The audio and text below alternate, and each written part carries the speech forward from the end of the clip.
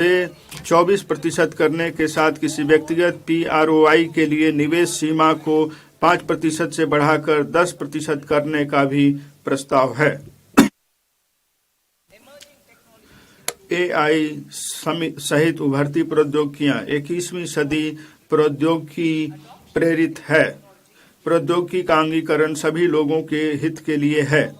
खेतों में किसानों, स्टेम में महिलाओं, कौशल वृद्धि के लिए इच्छुक युवाओं और दिव्यांग जनों के लाभ हेतु नए अवसर। सरकार ने AI मिशन, राष्ट्रीय क्वांटम मिशन, अनुसंधान नेशनल रिसर्च फंड और अनुसंधान विकास एवं नवाचार निधि के माध्यम से नई प्रौद्योगिकियों को सहायता प्रदान करने के लिए अनेक कदम उठाए हैं। हमारा दूसरा कर्तव्य आकांक्षाओं को पूरा करना और क्षमता निर्माण है। हमारी सरकार के एक दशक से सतत और सुधार उन्मुखी प्रयासों के माध्यम से लगभग 25 करोड़ लोग विभिन्न स्तरों पर व्याप्त गरीबी से ऊपर उठ गए हैं।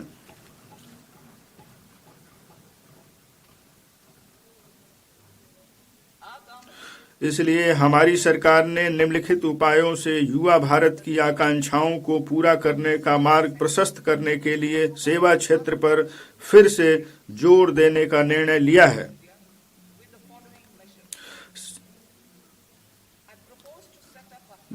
मैं विकसित भारत के मुख्य संचालक के रूप में सेवा क्षेत्र पर ध्यान केंद्रित करने के लिए उपायों की सिफारिश करने हेतु एक उच्च स्तरीय उच्चाधिकार प्राप्त शिक्षा से रोजगार एवं उद्यम स्थायी समिति के गठन का प्रस्ताव करती हूँ। यह हमें वर्ष 2047 तक 10% की वैश्विक हिस्सेदारी के साथ सेवा क्षेत्र में वैश्विक अग्रणी बनाएगा। यह समिति विकास, रोजगार और निर्यातों के लिए संभावनाओं को बढ़ाने के लिए क्षेत्रों को प्राथमिकता देगी। वे नौकरी और कौशल आवश्यकताओं पर AI सहित उभरती प्रौद्योगिकियों का प्रभाव का भी आकलन करेंगे और उसके लिए उपायों का प्रस्ताव करेंगे। विकसित भारत के लिए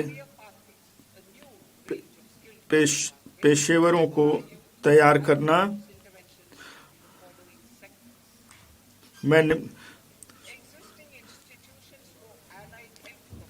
हमारे युवाओं के लिए कुशल कैरियर मार्ग की एक नई श्रृंखला तैयार करने के लिए मैं निम्नलिखित क्षेत्रों में पहल करने का प्रस्ताव करती हैं। संबद्ध स्वास्थ्य सेवा पेशेवरों के लिए मौजूदा संस्थानों का उन्नयन किया जाएगा। निजी तथा सरकारी क्षेत्रों में नए HMC संस्थान की स्थापना की जाएगी। इसमें optometry, radiology, anaesthesia, auto applied psychology और व्यवहार संबंधी स्वास्थ्य सहित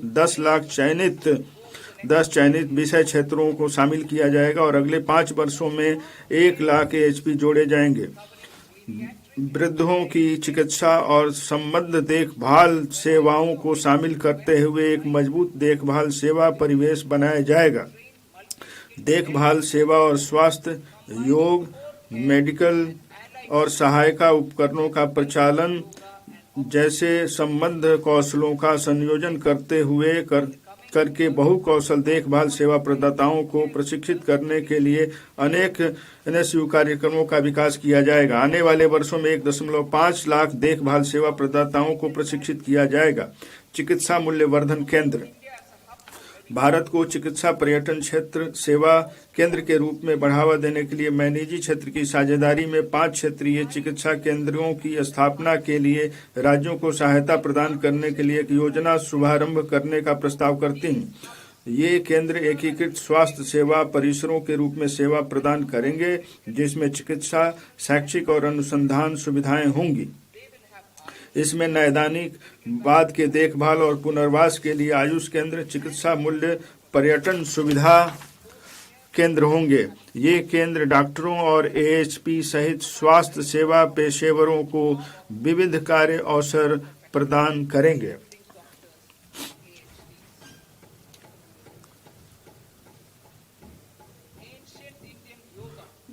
प्राचीन चिकित्सा पद्धति। विश्व के विभिन्न भागों में पहले से सम्मान प्राप्त प्राचीन भारतीय योग को व्यापक वैश्विक पहचान तब मिली जब माननीय प्रधानमंत्री इसे UN में लेकर गए। कोविड के पश्चात आयुर्वेद को भी सम्मान, वैश्विक स्वीकार्यता और पहचान मिली है। गुणवत्तापूर्ण आयुर्वेद उत्पादों के निर्माण से औषधीय पौधों की खेती करने वाले किसानों और इनके उत्पादों का प्रशंसन करने वाले युवाओं को मदद मिलती है। बढ़ रही वैश्विक मांगों को कुछ और कदम उठाए जा रहे हैं। मैं 3 नए अखिल भारतीय आयुर्वेद संस्थान स्थापित करने, 2 प्रमाणन परिवेश के उच्च मानकों के लिए आयुष फार्मेसी और औषधि परीक्षण प्रयोगशालाओं का उन्नयन करने और अधिक कुशल कार्मिक उपलब्ध कराने, 3 पारंपरिक दवाओं के लिए साक्ष्य आधारित अनुसंधान, प्रशिक्षण और जागरूकता को बढ़ावा देने के लिए जामनगर में WHO वैश्विक पारंपरिक चिकित्सा केंद्र के उन्नयन का प्रस्ताव करती हूँ। पशुपालन। पशुधन कृषि आय के लगभग 16% का योगदान देता है, जिसमें गरीब और सीमांत परिवार भी शामिल है। पशु चिकित्सा पेशेवरों की संख्या को 20,000 से अधिक करके उनकी उपलब्धता को बढ़ाने के लिए मैं निजी क्षेत्र में पशु रोग विशेषज्ञ और पैरा पशु शल्य महाविद्यालय, पशु अस्पताल, नैदानिक प्रयोगशालाओं और प्रजनन सुविधाओं की स्थापना के लिए एक ऋण संबद्ध पूंजी सब्सिडी सहायता योजना शुरू करने का प्रस्ताव करती हूँ। भारतीय और विदेशी संस्थाओं के बीच सहयोग को भी सुविधाजनक बनाया जाएगा। ऑरेंज अर्थव्यवस्था। भारत का animation, visual effects, gaming, comics, AVGC क्षेत्र एक बढ़ता हुआ उद्योग है, जिसमें वर्ष 2030 तक 2 मिलियन पेशेवरों की आवश्यकता होगी।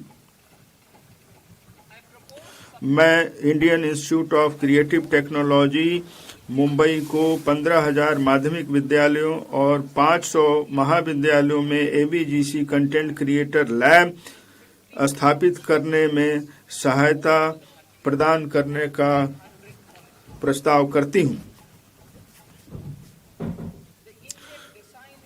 भारतीय डिजाइन उद्योग का तेजी से विस्तार हो रहा है, फिर भी भारतीय डिजाइनरों की कमी है। मैं भारत के पूर्वी क्षेत्र में डिजाइन शिक्षा और विकास को बढ़ावा देने के लिए चुनौती मार्ग के माध्यम से एक नए राष्ट्रीय डिजाइन संस्थान की स्थापना का प्रस्ताव करती हूँ। शिक्षा।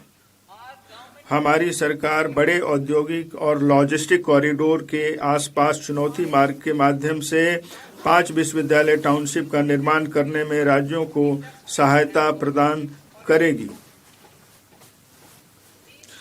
इन योजनाबद्ध शैक्षणिक जोन में कई विश्वविद्यालय, महाविद्यालय, अनुसंधान संस्थान, कौशल केंद्र और आवासीय परिसर होंगे।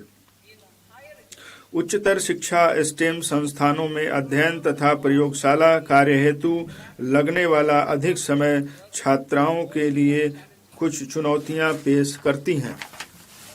वीजीएफ पूंजीगत सहायता के माध्यम से प्रत्येक जिले में एक